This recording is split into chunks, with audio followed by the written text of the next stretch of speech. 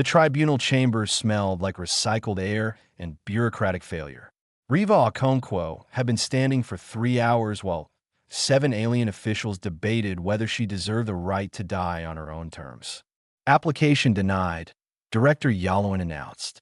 His silver-blue face showed no emotion, but his four-fingered hands kept straightening documents that did not need straightening. Kareth, 7 is classified as a Category 9 Deathworld. No species has successfully established presence there. Your request is, frankly, suicidal. Riva did not move. She had expected this. Director, she said, keeping her voice calm, I have reviewed 17 years of expedition reports from Kareth 7. Every team that failed made the same mistake. And what mistake was that? They tried to conquer the planet instead of learning from it. A ripple of uncomfortable movement passed through the council. The Cerati delegate, a creature built like a praying mantis wrapped in silk, clicked her mandibles in what might have been amusement or disgust. Yalowin leaned forward. 37 expeditions have attempted settlement on Kareth 7. Military expeditions. Scientific expeditions. Expeditions with the finest technology the Galactic Settlement Authority could provide. All of them failed. All of them died. And you, a human agricultural scientist, believe you can succeed where they could not. Yes. The simple answer hung in the air. Yalowin stared at her with those two wide Cerati eyes, trying to understand if she was brave or simply broken. On what basis? Riva reached into her worn travel bag and pulled out a data chip. I've spent 3 years analyzing every expedition report. The teams brought weapons to fight predators. They brought sealed habitats to avoid the atmosphere. They brought enough food supplies to last months. She placed the chip on the tribunal table. They brought everything except the knowledge of how to live there. The planet is hostile to life, the Cerati delegate interjected. Acidic precipitation, carnivorous flora, atmospheric toxins, apex predators that hunt through sound. What knowledge could possibly matter against such conditions? Riva smiled. It was not a happy smile. I am from Earth, she said. My grandmother survived the Sahel famines. My mother survived the drought years. I spent 3 years in regions where the land itself seemed determined to kill everyone who lived there. She paused. Humans do not fight hostile environments, Director. We learn to eat them. Before Yalowin could respond, an alarm shrieked through the chamber. Red emergency lights bathed the tribunal in crimson as a communications officer rushed in, her scales flushed with panic. Director, a Venery transport has crashed on Kareth 7. 8 crew members aboard. Life signs detected, but failing. Yalowin closed his eyes. Dispatch the emergency notice to the Venery consulate. Express our condolences. You are not sending rescue? Riva asked. Rescue to a Category 9 Deathworld. Yalowin's laugh was bitter. That would simply add more bodies to the count. The mathematics of such missions are clear. We lose the rescue team along with the original survivors. It is kinder to let them die quickly than to extend their suffering with false hope. Riva felt something cold settle in her chest. She had heard words like these before. She had heard them in relief camps, in drought zones, in places where officials decided that some people were simply too expensive to save. I volunteer, she said. The chamber went silent. I volunteer for rescue operations on Kareth 7. I will go alone. I will take minimal supplies. If I fail, you lose 1 human instead of a full rescue team. If I succeed, you gain the first successful Deathworld rescue in Settlement Authority history. Yalowin stared at her as if she had grown a second head. You understand what you are asking? This is not a settlement application. This is a one-way drop into a confirmed death zone. There will be no extraction, no support, no second chances. I understand. The Venery survivors may already be dead by the time you arrive. Then I will document how they died and find a way to prevent it from happening again. Yalowin turned to the other council members. Silent communication passed between them, the subtle twitches and blinks that serve as private language among the Cerati. Finally, he turned back to Riva. The Galactic Settlement Authority cannot officially sanction this mission. However, he paused. We are not legally required to prevent a human from making catastrophically poor decisions regarding her own survival. If you wish to requisition a one-way drop pod, we will not stop you. Riva nodded. Thank you, Director. Do not thank me. Yalowin's voice carried something that might have been genuine sadness. Kareth, 7 is not a destination, human. It is a death sentence. I am simply allowing you to carry out your own execution. 20 minutes later, Riva strapped herself into a drop pod barely larger than a coffin. The settlement authority had provided her with 72 hours of emergency oxygen, a basic medical kit, and a locator beacon that would probably be eaten by something before it could transmit. She did not care. As the pod separated from the station and began its descent toward the green-black planet below, Riva pressed her face to the small viewport. She could see storms raging across the surface, lightning that burned emerald instead of white, forests that moved even without wind, and somewhere in that beautiful nightmare, 8 people were waiting to die. Riva smiled. She had been waiting to die for a very long time. The difference was she had learned how to keep waiting. The pod hit atmosphere. Fire surrounded her. Through the flames, she caught a glimpse of something massive moving beneath the canopy, something that made the ancient forest look like grass. Her smile did not fade. Let us see, she whispered to the planet that had killed everyone who touched it. What you taste like. The jungle was trying to digest her pod. Riva woke to the sound of something grinding against metal. Through the cracked viewport, she could see thick vines wrapped around the hull, their surfaces glistening with fluid that hissed where it touched the pod's exterior coating. The plants here did not wait for things to die. They started eating immediately. She kicked open the emergency hatch and rolled out into air that burned her throat. The atmosphere was not immediately lethal, but it carried enough acidic compounds to make breathing feel like swallowing fire. She pulled on her emergency respirator and checked her oxygen supply. 68 hours remaining. The crash had torn a wound through the canopy. Weak gray light filtered down through leaves that were too dark, too wet, too alive. Everything here moved. The trees swayed without wind. The ground pulsed with something underneath. Even the shadows seemed to crawl. Riva had seen worse. She pulled up the trajectory data from the Venery crash. Their ship had come down roughly 6 kilometers northeast. Based on the debris trail, she could see cutting through the forest. 6 kilometers through territory that had killed trained soldiers in less than one. As she started walking, the predators found her within the first hour. She heard them before she saw them. A low humming that resonated in her chest, followed by pulses of sound that washed over her like invisible waves. Sonar. The creatures here hunted by sound, tracking heartbeats and breathing patterns. Riva slowed her pace. She controlled her breathing.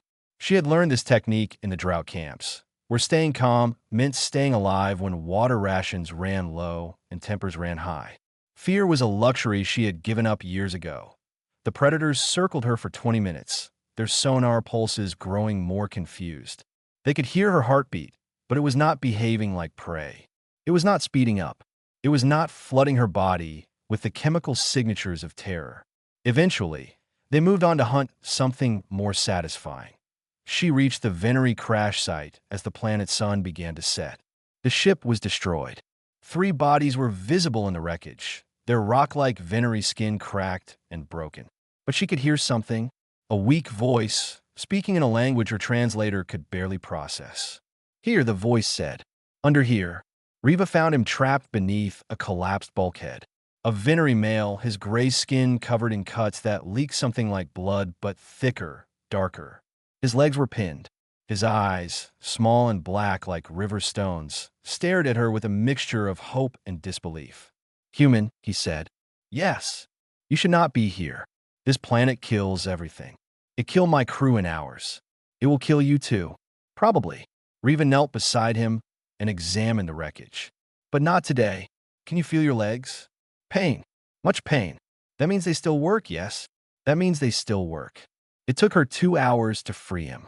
She used pieces of the destroyed ship as levers, working slowly and carefully while the jungle grew darker around them. By the time he was free, night had fully fallen, and the sound from the forest had changed. Deeper, hungrier. I am Goss, the Venery said as she helped him crawl to shelter inside the least damaged section of the ship. I was the engineer. I was supposed to keep everyone alive. His voice cracked. I failed. You survived. That is not failure. Survival without purpose is just delayed death. Riva did not argue. She had heard those words before too, from people who had lost everything. She knew that words would not help. Only actions would. She left them to shelter and went back into the darkness. When she returned an hour later, she was carrying plants. Thick stalks with purple leaves. Bulbous roots that smelled like rotting fruit. Thin vines that oozed clear liquid. Goss watched her sort them with growing horror. What are you doing? Finding food. Those plants are toxic. The purple ones cause respiratory failure. The roots contain acid. The vines are mildly poisonous. Riva nodded. I know. She selected one of the vine segments and cut it open. Clear liquid dripped out. She collected it in a container from the ship's emergency kit, then set it aside. She took another segment and began chewing it slowly. Goss lurched forward, his injured body screaming in protest. Stop! You will die. Riva swallowed. She waited.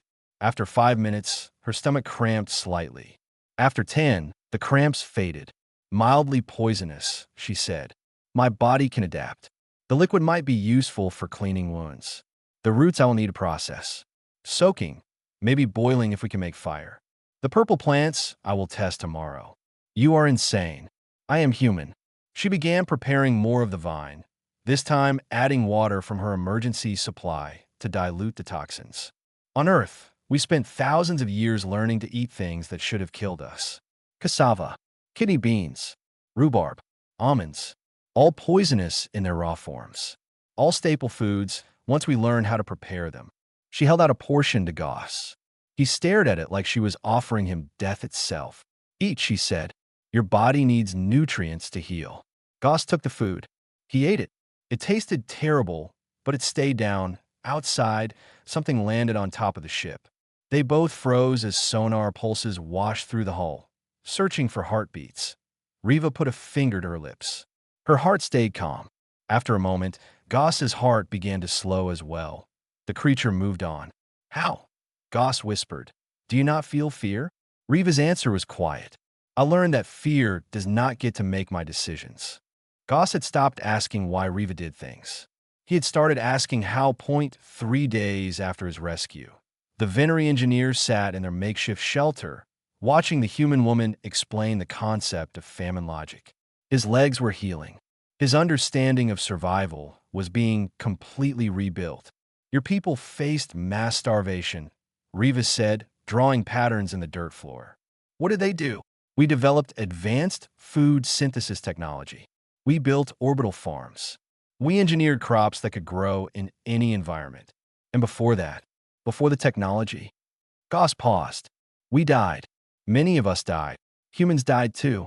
Millions of us. Entire civilizations collapsed when the food ran out. Riva pointed to the collection of plants she had gathered over the past days. Some were dried, some were soaking in water, some were fermenting in sealed containers made from ship debris. But some of us survived. We survived by learning to eat what should have killed us. She picked up one of the purple plants that Goss had identified as deadly. This one causes respiratory failure if eaten raw. But if you boil it 3 times, changing the water each time, the toxins break down. The remaining material is actually nutritious. How do you know this? I tested it yesterday. Small amounts first, then larger amounts once I knew I would survive. Goss felt his stone-like skin crawl. You tested poison on yourself. I tested food on myself. The difference between poison and food is just knowledge. Riva smiled. On Earth, we ate everything. Roots that had to be soaked for days to remove cyanide. Beans that would kill you unless boiled properly. Leaves that needed to be fermented before they were safe. We learned because the alternative was extinction. Over the following days, she taught him more. How to read the behavior of local animals to find water. Which creatures fled from areas with dangerous predators, and which creatures were too stupid to flee. How to identify the underground fungal networks that produced pockets of breathable air. The predators still circled their camp at night. But Riva had mapped their patterns. She knew which hours were safest for foraging, which paths the creatures avoided, and which sounds would draw them in on the fifth day. She made a discovery that changed everything. The predators avoid this ridge, she told Goss, pointing to a rocky outcrop visible through the trees. I have watched them for days. They circle around it, but never cross it. Perhaps something more dangerous lives there. Perhaps. Or perhaps something there protects against them. They investigated together. Goss could walk now, though slowly. His venery physiology was robust, built for endurance rather than speed. Riva matched his pace, never pushing him beyond his limits. The ridge was hollow. Inside, they found a vast cavern filled with bioluminescent fungi. The air was different here, cleaner. The fungi were producing oxygen. A breathable zone, Goss breathed. Natural atmospheric processing. The predators hunt by sonar, Rivas said. These caverns must scatter their signals. They cannot hunt effectively here, so they avoid it entirely. She ran her hand along the glowing fungal walls. This is where we build our real shelter. That night, something found them. They were returning to their original camp to retrieve supplies when the forest went silent. No insect sounds, no rustling leaves. Even the ever-present hum of distant predators had stopped. Then Rivas saw it. The creature was massive. 4 times her height, built like a nightmare made of scales and muscle and too many limbs. Its head was eyeless, covered instead with thousands of tiny holes that she realized were sonar receptors. It could hear a heartbeat from a kilometer away. IT was standing directly between them and their camp. Goss froze. His heart rate spiked. The creature's head turned toward him. Riva did something that Goss would remember for the rest of his life. She stepped forward, not running, not attacking, just walking slowly and deliberately toward the apex predator that had killed 37 expeditions worth of trained soldiers. "What are you doing?" Goss hissed. Riva did not answer. She kept walking. The creature's sonar pulses washed over her. She could feel them vibrating in her bones, reading her heartbeat, her breathing, her chemical signatures. It was learning her. She stopped 10 meters from the creature. She stood perfectly still. Her heart rate remained steady. Her breathing remained calm. She stared at the space where its eyes should have been and refused to be afraid. 1 minute passed. Then 2. Then 5 at the creature made a sound. Low, rumbling, almost curious. Then it turned and disappeared into the darkness. Goss nearly collapsed. How? How did you do that? Riva finally allowed herself to breathe deeply. It hunts fear. The sonar does not just locate prey. It identifies prey by their stress responses. Elevated heartbeat, chemical changes in the blood, muscle tension preparing for flight. She turned back to Goss. If you do not act like prey, it does not know what to do with you. But how do you control your fear? It is instinct. It is biology. Riva was quiet for a long moment. When she spoke, her voice carried the weight of memories that she rarely shared. I grew up in a place where fear could not help you, where the drought did not care if you were scared, where the famine took the panicked and the calm equally. She started walking again toward their camp. Humans learned, over thousands of years, that fear is a tool. Like any tool, you can choose when to use it and when to set it aside. Goss followed her. How long did it take your species to learn this? Riva's answer was simple. 200,000 years of practice. Vith had never seen anything so impossible, and she had spent 40 years studying impossible things. The venery researcher stood at the entrance to the cavern, her scientific training warring with what her eyes were telling her. Behind her, 3 junior observers shifted nervously, their equipment held like weapons against the hostile world outside. Inside the cavern, a human woman was tending a garden. "Welcome to Kareth, 7, Riva said without looking up from the row of plants she was watering. "Watch your step. The blue mushrooms on the left are mildly hallucinogenic if touched." Vitha's observation team had arrived 2 hours ago. Their ship was a science vessel, equipped with the latest scanning technology and enough defensive systems to hold off a small army.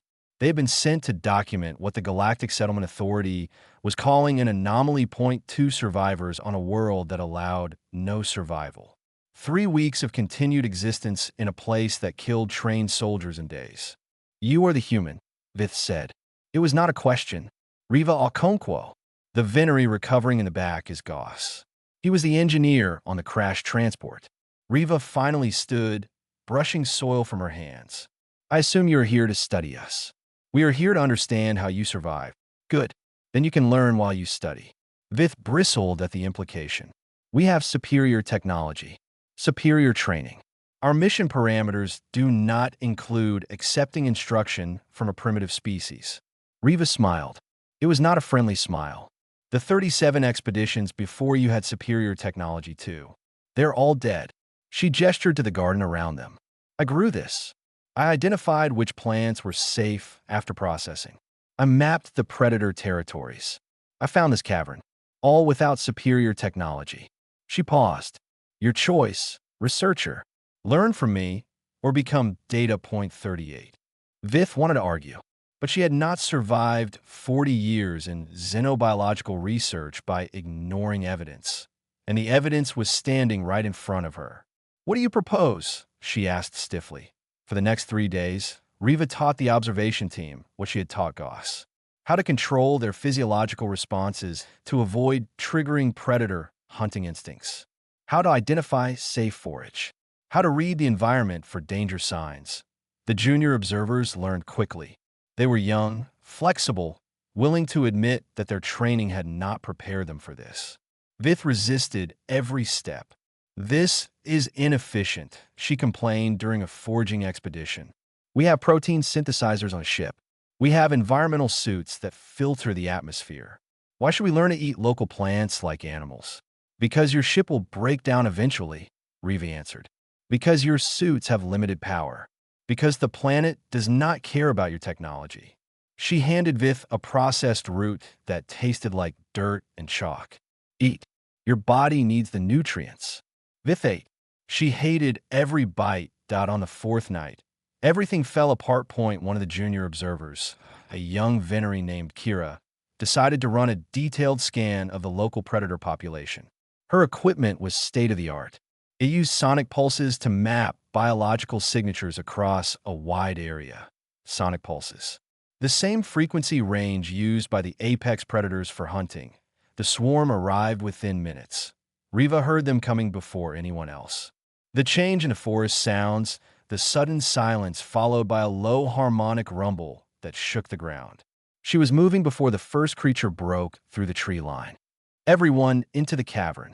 Now, the observers ran. Vith ran. Goss, still limping, ran as fast as his damaged legs could carry him. Kira did not make it. Neither did another observer named Tull. The creatures were too fast, their sonar too precise, and the panicked heartbeats of fleeing prey too easy to track. Riva stayed outside. She stood at the cavern entrance while the predators circled, her heart rate carefully controlled, her breathing steady. The creatures knew she was there. They kept pulsing her with sonar, try to read her responses, try to understand why this small creature was not behaving correctly. Vith was pulled inside the cavern by Goss. Through the entrance, she watched the human woman face down 6 apex predators alone, armed with nothing but her refusal to be afraid. After 20 minutes, the creatures left. They had prey to consume. The strange, broken creature at the cavern entrance was not worth their attention. Riva came inside. Her hand was shaking now. The control she had maintained was cracking. 2 dead, Goss reported quietly. Kira and Tull. Vith stared at Riva. Her scales had gone pale with shock, with grief, with something that might have been shame. You tried to warn us. About the technology. About the sonic frequencies. I did. We did not listen. You did not. Vith expected anger. She expected blame. Instead, Riva knelt beside the researcher and began treating a cut on her arm that Vith had not even noticed. Why are you helping me? Vith asked. After everything I said, after we ignored your warnings and got people killed. Riva finished bandaging the wound before answering. On Earth, we have a saying. Survival is not about being the strongest or the smartest. It is about making sure everyone eats. She helped Vith to her feet. I cannot save Kira and Tull, but I can save you. And maybe you can learn enough to save someone else someday. Vith looked at the garden, at the carefully organized shelter, at the impossible life that this human had carved out of death itself. Teach me, she said quietly. Teach me everything. Director Yalwin had not slept in 3 days. The transmission from Kareth, 7 sat on his desk like an unexploded bomb. It was not a distress call. It was not a final message from dying colonists. It was a detailed survival report, complete with agricultural data, predator behavior analysis, and atmospheric mapping from the human woman he had sent to die. Play it again, he told his assistant. The holographic display flickered to life. Riva Okonkwo appeared, standing in what looked like a cave filled with glowing plants. She was thinner than he remembered, harder somehow, but her eyes carried the same calm determination that had disturbed him during her tribunal. Director Yalwin, this is week 6, day 3 on Kareth 7. Current survivor count is 5. Myself, 1 Venery engineer from the original crash, and 3 Venery researchers from the observation team. We have lost 2 observers to predator attack. Their deaths were preventable, and I have documented the mistakes that led to them. She began walking through the cavern, the camera following her movements. We have established sustainable food production using processed native plants. I have identified 17 edible species after appropriate preparation. Water collection is stable. Atmospheric conditions within the cavern network are breathable without supplementation. We have mapped approximately 40 square kilometers of safe territory. The footage shifted to show a small garden, rows of alien plants growing in organized beds. Then to a water collection system made from crashed ship parts. Then to charts showing predator movement patterns. The previous expeditions failed because they approached Kareth 7 as an enemy to be conquered. They brought weapons, shields, and enough supplies to avoid interaction with the local environment. When their supplies ran out and their weapons failed, they had no knowledge to fall back on. They starve in a world full of food because they never learned what was safe to eat. Yalwin paused the recording. His silver-blue hands were trembling. The Galactic Settlement Authority Council had convened an emergency session to discuss the transmission. He was expected to present findings in less than an hour, and he still did not know what to say. The door chimed. His assistant entered with a datapad. Sir, the Council is requesting additional context. They want to know how a single human achieved what 37 fully equipped expeditions could not. Yalwin laughed. It was not a happy sound. Pull Earth's historical records. Specifically, information about human survival during resource scarcity events. The data took several minutes to compile. When it appeared on his display, Yalwin felt something cold settle in his chest. The Sahel famines, the Irish hunger, the Chinese famines, the medieval plagues, the ice ages that nearly exterminated their species. Page after page of catastrophic death tolls, populations reduced by half or more, entire civilizations collapsing under the weight of starvation and disease. And yet, humans had survived. They had survived everything. How many deaths? His assistant asked, looking at the numbers. Billions. Over the course of their history, billions of humans have died from famine, disease, and environmental collapse. Yalwin stood slowly. And they kept going.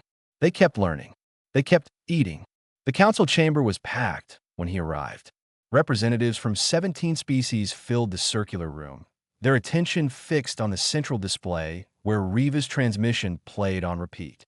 Director Yalwin, the council elder said, explain this anomaly.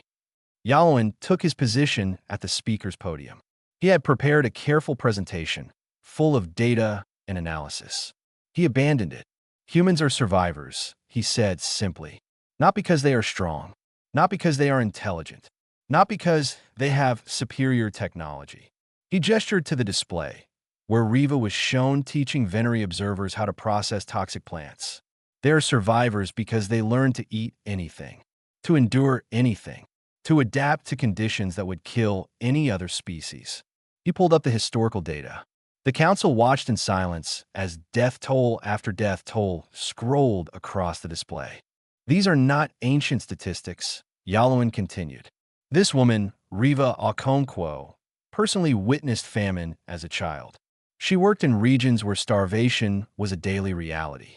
She learned survival not from training manuals or military academies. She learned it from watching her people die and deciding she would not join them. The elder council member, an ancient Cerati whose carapace was cracked with age, spoke slowly. Are you suggesting that human suffering is an advantage? I am suggesting that human survival is a skill built on generations of suffering. They did not evolve in paradise. They evolved on a world that tried to kill them constantly. They call Earth home, but they treat it the same way Riva treats Kareth 7, as a challenge to be understood, not an enemy to be fought. A Venery delegate raised a hand. The previous expeditions included trained soldiers, military specialists with years of combat experience. How did one agricultural scientist succeed where they failed? Yaluin paused the recording on a frame of Riva, standing perfectly still while an apex predator circled her, its sonar pulses visible as ripples in the air. Because she did not try to fight. She learned. She adapted. She controlled her own biology through sheer will. He turned to face the council. She turned a death world into a garden, and she is offering to teach others how to do the same. The chamber was silent. What does she want? The elder finally asked. Official colonial status for Kareth 7, and permission to establish a survival training program for any species willing to learn. The council began to murmur among themselves. Yaluin watched their faces, trying to read their reactions. I will deliver the response personally, he said, if the council approves. For the first time in his career, Director Yaluin was volunteering for a Deathworld assignment. Rain fell on Kareth 7, and for the first time in the planet's recorded history, someone was standing in it without dying. Director Yaluin watched through the shuttle viewport as acid rain streaked past. His environmental suit was rated for brief exposure, but every instinct screamed at him to stay inside. Yet below, walking calmly through the downpour, Riva Okonkwo was collecting water samples in her bare hands. The acid concentration varies by season, Goss explained.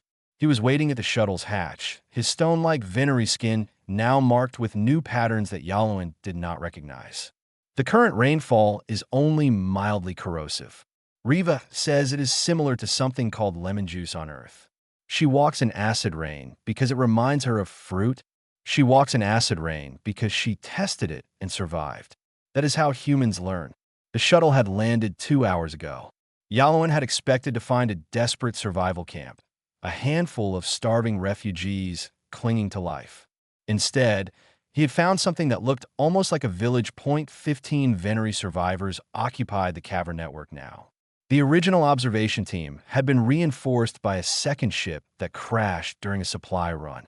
Instead of dying, the new arrivals had been absorbed into Riva's growing colony. They were farming. They were building permanent structures. They were thriving. Riva returned from the rain, her dark skin glistening with droplets that should have burned. She wiped her hands on her worn clothing and smiled at Yaluin. Director, welcome to the death sentence. Yaluin stepped down from the shuttle. The ground beneath his feet was soft, covered with a layer of processed organic material that Riva had created from native plants. A path led from the landing area into the main cavern, lined with glowing fungi that served as both light sources and air purifiers. This is impossible, he said. That word gets used a lot here. Riva began walking toward the cavern. Kulme, I will show you what impossible looks like up close. The tour took 2 hours. Yaluin saw the garden, expanded to include crops from 12 native species. He saw the water purification system. He saw the predator tracking station, where observers monitored sonar frequencies to predict hunting patterns. He saw Venery survivors who had arrived terrified and broken, now moving through the deadly jungle with confidence, their bodies calm, their fear controlled. You did not just survive, Yaluin said finally. You built a civilization. I built a foundation. The civilization will take longer. Riva led him to a small outcrop overlooking the valley below. From here, he could see the full scope of her work. Gardens, shelters, paths connecting different sections of safe territory. The Galactic Settlement Authority was wrong about this planet. It is not a death sentence. It is a test. A test. A test of whether you are willing to learn, of whether you can set aside your assumptions, of whether you value survival more than pride. She turned to face him. The previous expeditions failed because they believed they already knew everything. They brought their answers with them instead of looking for new questions. Yalon was silent for a long moment. Below, a group of Venery was working in one of the gardens, their movements careful and deliberate. One of them looked up and waved. It was Vith, the researcher who had arrived, so certain of her superiority and had stayed to become a student. The council has approved colonial status, Yalon said finally. Kareth, 7 is officially recognized as a functioning settlement under your authority. They have also approved funding for your training program. Riva nodded. Her expression did not change. I thought you would be more pleased. I am pleased, but official recognition is just words. The real work continues regardless of what documents get signed. She gestured to the settlement below. Those people learned to survive because they had no other choice. The people who come after will learn because they want to. That is a different kind of student. Will it be harder? Different. Fear is an excellent teacher, but hope works too. The hope that things can be better. Yalon looked at her. He saw the scars on her hands from testing toxic plants. He saw the weathered lines on her face. He saw the steady gaze of someone who had faced death so many times that it had become familiar.